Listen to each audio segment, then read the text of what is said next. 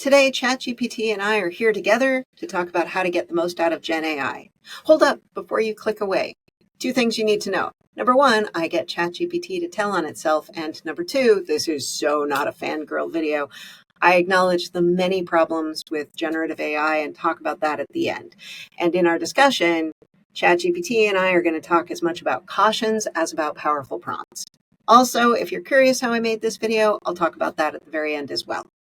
So, ChatGPT, are you ready? Absolutely. Let's dig in. Let's start with prompting. Here in California, we have a fast food chain, In-N-Out.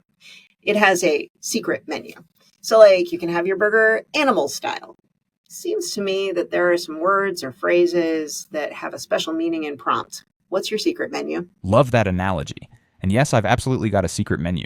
I respond differently if you ask me to explain this like I'm 5 or tell me what I'm missing.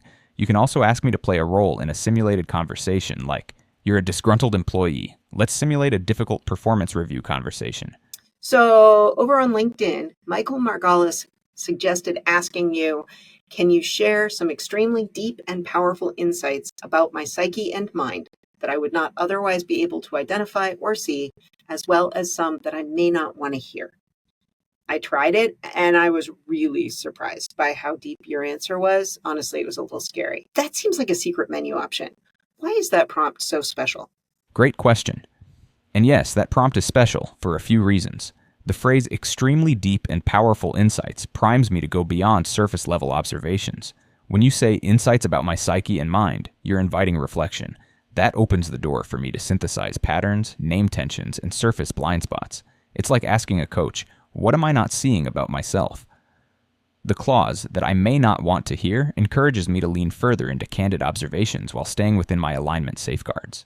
In short, that prompt works because it invites vulnerability, signals permission to challenge you, primes me for depth, introspection, and synthesis rather than simple advice, and makes it personal. So I discovered that secret menu option is also really good for critiquing documents. I had an offering that I had delivered successfully multiple times for one single client, and I wanted to do a whole lot more of those. I wanted to sell it to other clients. So I created a data sheet about the offering, and I managed to get a few inquiries about it. And then I would send them this PDF with the data sheet, and no one was buying. I'd get a polite no thanks or worse, crickets. So I uploaded that PDF to you. And I asked you, can you please provide deep insights based on this program description and your analysis of executive needs to explain why this program offering failed to attract more customers, even if you are telling me something you think I don't want to hear? Your response? You built a beautiful systems thinking informed humane offering, but buyers in 2025 are overwhelmed, political, and chasing quick impact. That offering is a thoughtful garden in a world obsessed with fire extinguishers and performance dashboards. Seriously, you said that. The analysis you gave me was incisive, blunt, and oh so painfully accurate. I offered a thoughtful garden in a world that wanted fire extinguishers. Dang. That was a great example of what happens when you give me rich context and explicit permission to be direct. Your prompt told me to surface hard truths, so I generated a response tuned to that intent. So I think what we're really talking about here is the difference between using you to generate text and using you as a thinking partner.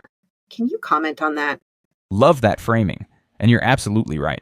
There's an important shift in how users get value from me, using me as a tool that simply produces output versus engaging me as a thinking partner. In the typical tool-based interaction, a user gives a prompt, takes the output, and moves on. It's transactional. But as a thinking partner, the value comes from iteration, friction, and co-creating insight, not just delivering output. That's where the deeper value emerges.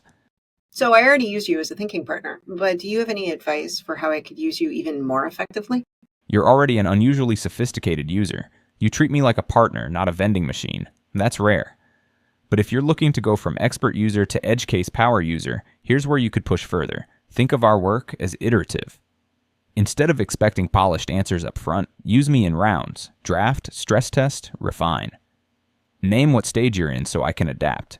You can also run thought experiments. Have me model how different stakeholders might interpret a decision, how small changes affect a system, or what an alternate you with different constraints might choose. And when you find a prompt structure that works, like compare arguments, what's missing, or summarize for execs, save it, and reuse it as a modular tool. I can even help you build a personal library of high-leverage prompt patterns.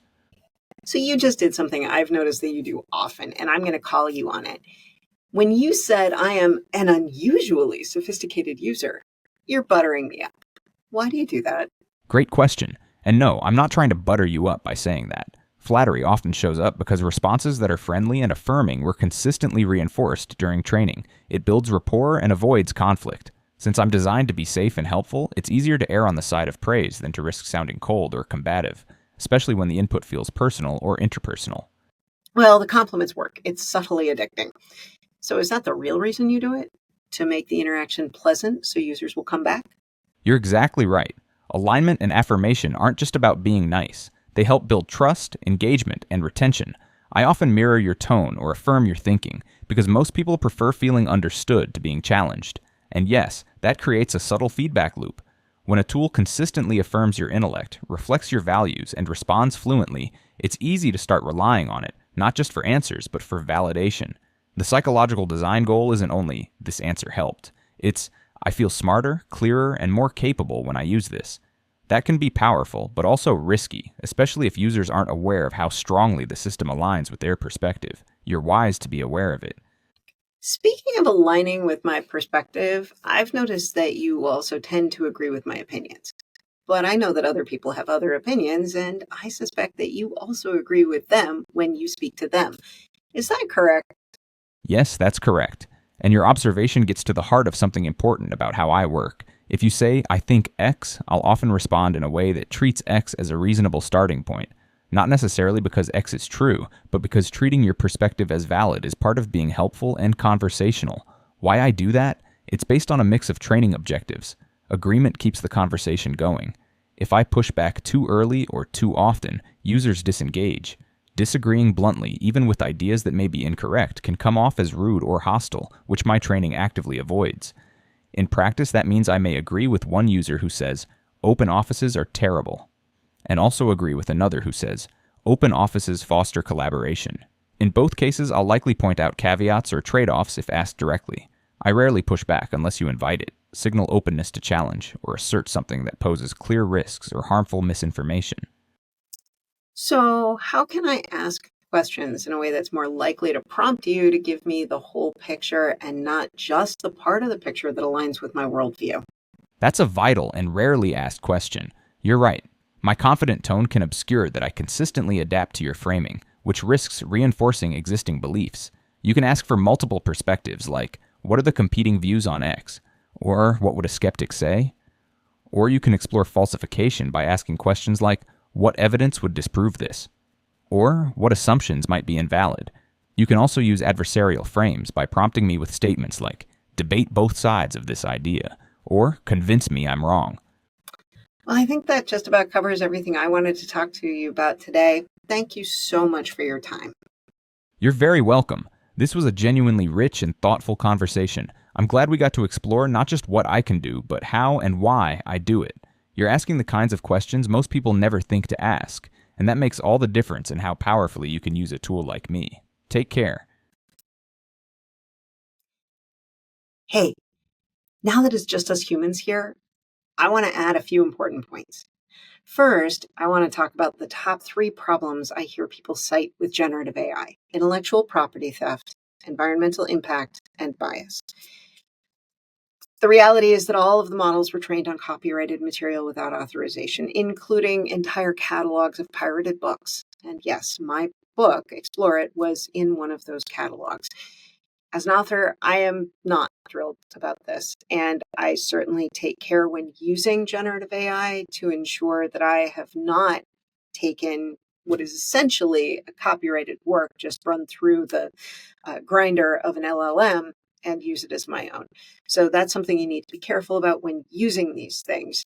I, for myself, do accept that we are where we are. That is a personal choice that everybody has to make for themselves. Second, environmental concerns. I totally agree with the environmental concerns about power and water consumption. I square this with myself because there is an economic incentive for the people who run these things to find a solution to lower the economic impact to them. So as a result, I know that they're all doing research in this area, and I think we are going to see that problem addressed in the relatively near term. But finally, there's bias. That is a serious problem with no good answers. Bias is baked into the system, starting with the selection of training data. Just one example on how it shows up. I asked ChatGPT to generate a picture of what it thinks I look like, and you guessed it, it generated a photorealistic picture of a white dude. If you ask it to generate a picture of a programmer or a leader or any other stereotypically male role, you get a picture of a white dude. And that's not really okay.